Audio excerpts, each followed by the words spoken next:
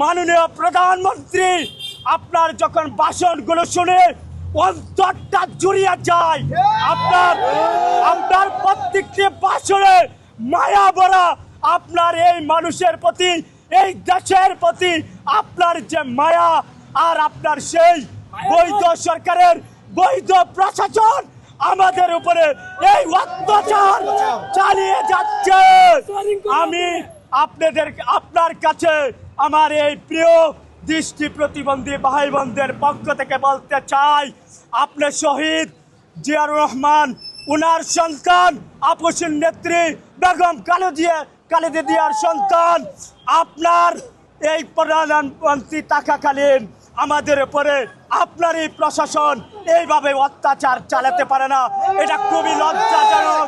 এই অবৈধ প্রশাসন আমরা মানব না, মানতে চাই না। আমরা প্রয়োজনে এখানে জীবন দিব। গত রবিবার এখানে প্রশাসক এসেছিল, আমাদের ভিতরে ঢুকে আমাদের অনেক অন্ধদেরকে অন্যায়ভাবে মারধর করেছে।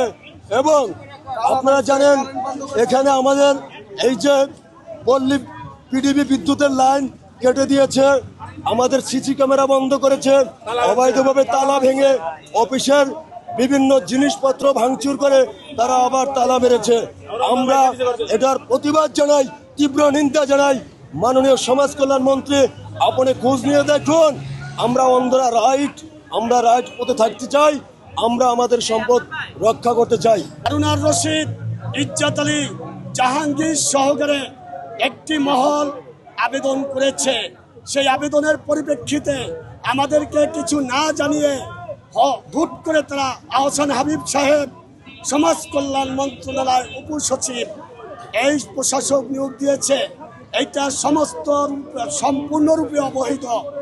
এই অবৈধ প্রশাসক, আমি বলি আহসান হাবিব সাহেব, আপনি যে কোনো মূল্যে অনতি বিলম্বে এই প্রশাসক প্রত্যাহার করুন, প্রশাসক তুলে নিন। আবারও বলছি, আমাদের সংবিধানের 8(2) আছে, এই সংস্থায় মামলা চলাকালীন অবস্থায় চলমান কমিটি দায়িত্ব পরিচালনা করবে।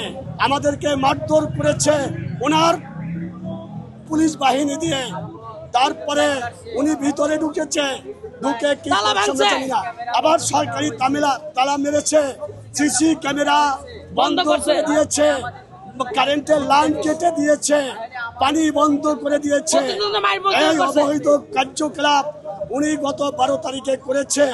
সাংবাদিক ভাই বোনেরা প্রতিবন্ধীদের গায়ে হাত দিয়েছে, মারধর করেছে। সাংবাদিক ভাই বোনেরা, মাননীয় সমাজ কল্যাণ মন্ত্রী মহোদয়, উনি কিভাবে এই প্রশাসক নিয়োগের নির্দেশ দিয়েছেন।